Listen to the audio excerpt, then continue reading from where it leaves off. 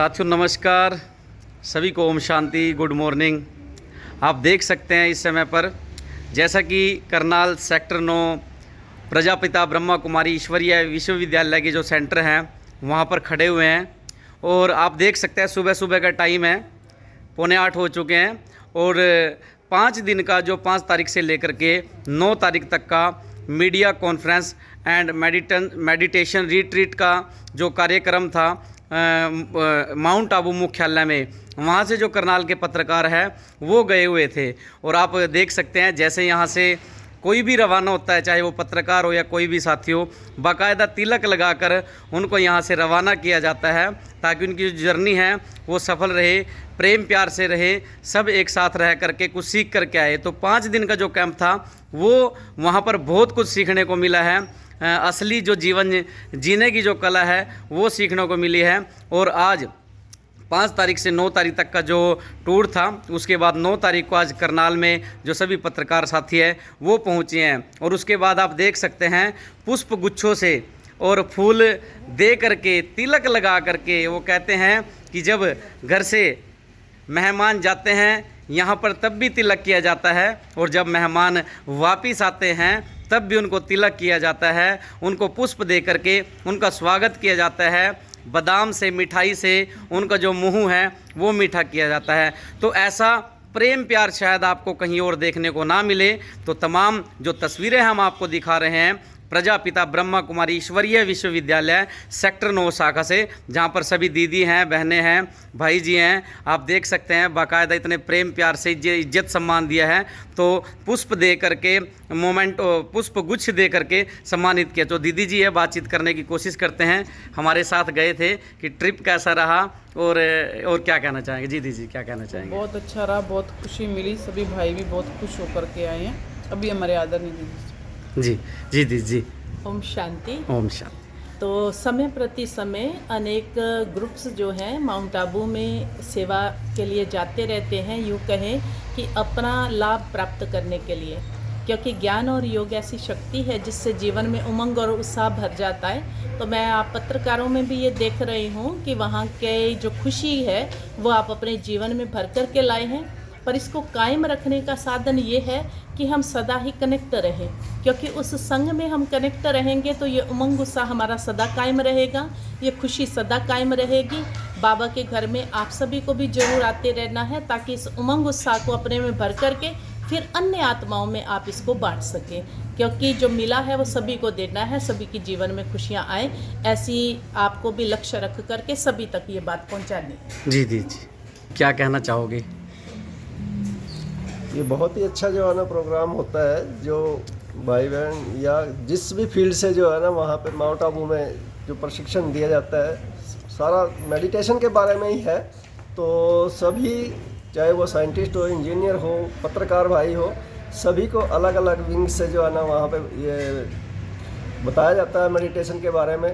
और उनको वहाँ का जो माहौल है वो देख के जो है ना आप लोग जो है ना अपने आप ही सोचते हैं कि यही जो है ना सबसे अच्छा जो है ना परमात्मा का घर है। और उसके बारे में फिर आप भी जो है ना ऐसा। क्या नाम है आपको और कब से जुड़े हुए आप। मेरा नाम सत्यपाल सिंह कल्याण और मैं 2012 से जो है ना इसको में मैनेजर था। जो है ना पहले मैं सर्विस पे था, अब रिटायर हो गया हूँ और अब लगातार जो है ना आनंद आ रहा है लाइफ में। बहुत बढ़िया जो है ना आनंद। जी जी जी। तो आप तस्वीरें देख सकते हैं, इस टाइम पर हम आपको दिखा रहे हैं सेंटर की तस्वीरें हैं। तो यहाँ पर जो भी अभी मीडिया पत्रकार साथी पहुँचे हैं, बड़ा मान सम्मान किया। जो भी साथी इस खबर को देख रहे हैं इसको ज़्यादा से ज़्यादा शेयर करें, कमेंट करें, और आप भी एक बार विजिट ज़रूर करिएगा, चाहे वो सेंटर हो कहीं पर भी प्रजापिता ब्रह्मा कुमारी का, और या फिर माउंट आबू में आप भी एक बार जा कर के देखिएगा। बहुत आनंदमय ज़िंदगी, असली जो ज़िंदगी जी जाती है उसके बारे में पता चलता है। तो तमाम तस्वीरें आप देख रहे थे इस समय पर करनाल से रविंद्र डांगे के साथ। धन्यवाद। और वो सभी ट्रेन में गई और रोने लगी, बाकी लोग भी रोने लगे।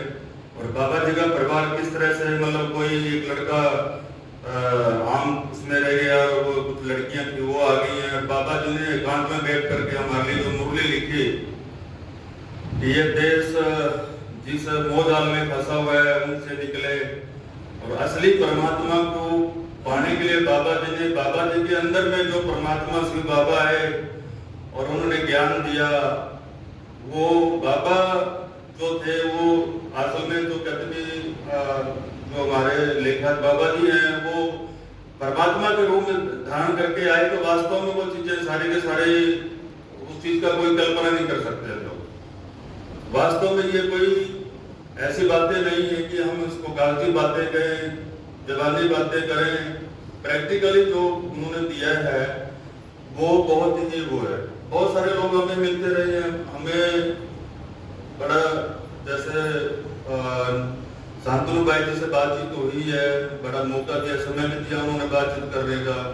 और भी जो पुराने भाई हैं हम लोग उनसे बैठ कर आधा घंटा बातचीत करी है, ये सोचने की कही है शुरुआत कैसी हुई है, कैसे कैसे हुई है, वो सारी चीजें हमें अनुभव हुआ है और हमने अपने आप को डालने की बड़ी कोशिश करी है। बाबा जी हमारे को बख्शेंगे क्योंकि हमने गुनाह तो इतने कर रखे हैं, पाप कर्म इतने चढ़ा रखे हैं, शायद हमारे को बाबा जी इस लायक समझेगा कि हम उस लाइन में हमारे को जोड़े, अपने बच्चों के हम उस माफी के काबिल होंगे, तब जा करके कुछ इंसान बन पाएंगे। इंसान बनने के लायक तो हम नहीं हैं, तो बाबा जी हमारे को अगर इस तरह से बख्शेंगे तो बाबा की दया होगी।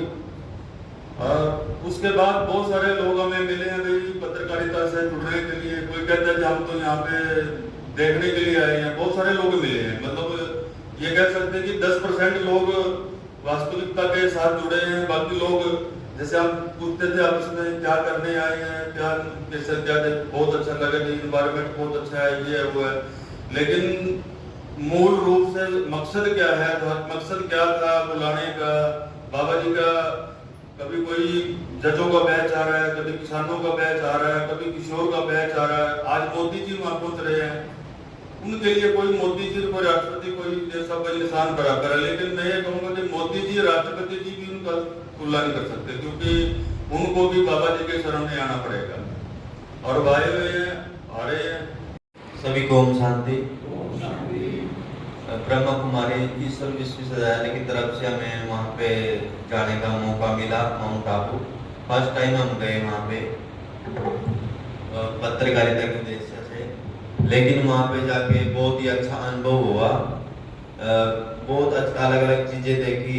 वहाँ पे हमारा मेडिटेशन भी हुआ, हमने किया, राजयोग के बारे में भी जाना और अलग अलग चीज़ें जो दीदी जी ने वहाँ पे बताई, हमें यहाँ पे अलग अलग चीज़ें हमें दिखाई।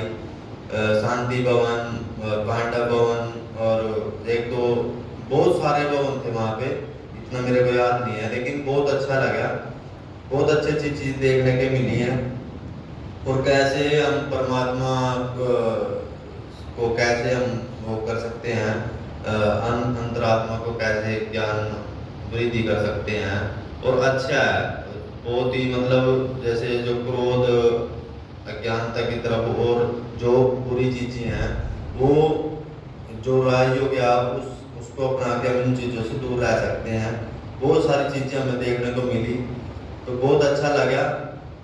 और हम तो फर्स्ट टाइम गए थे सर, हमारे काफ़ी टाइम वहाँ जा चुके हैं, लेकिन बहुत अच्छा लगा हमें और बहुत अच्छी अच्छी चीज़ें हमें देखने को वहाँ पे मिली। और एनवायरनमेंट भी वहाँ पे बहुत अच्छा है और बहुत सारे और हरियाणा मेरे ख्याल से और हिंदुस्तान से वहाँ पे अलग अलग स्टेट्स के जो पत्रकारिता थे, रिपोर्ट से वहाँ पे आए हुए थे। सब ने अपना अपना एक्सपीरियंस वहाँ पे हमारा हारमोनी हॉल्स में अलग अलग हमारी स्पिरिचुअल गैलरी भी वहाँ पे दिखाई गई, अलग अलग कल्चर प्रोग्राम भी हुए और सभी जो दीदी थी हमारी सरला दीदी जी और भी तो सब ने अपना अपना सेशन वहाँ पे हमारे को बताया अपने बारे में और वो सब हमारे को एक्सपीरियंस हुआ। तो मेरे को यही है बस। और ओम शांति। सभी को ओम शांति। मैं रविंद्र कुमार गांव समझपुर से। वैसे तो आप सब लोग भी में भी गए होंगे वहाँ पे एक बार, तो बस मैं इतना कहना चाहूँगा कि मैं अक्सर सब जगह पे जाकर के आ चुका हूँ, लेकिन जो अनुभव वहाँ पे मिला है मैं यहीं से बताना चाहूँगा। बेसिकली अनुभव शेयर करने की बात है। यहाँ से चले सबसे पहले तो जैसे एक पारिवारिक है, बड़ी खुशी। यहाँ से भी दीदी जी ने तिलक करके सभी बहनों ने हैप्पी जर्नी बोल के हमें यहाँ पर भेजा।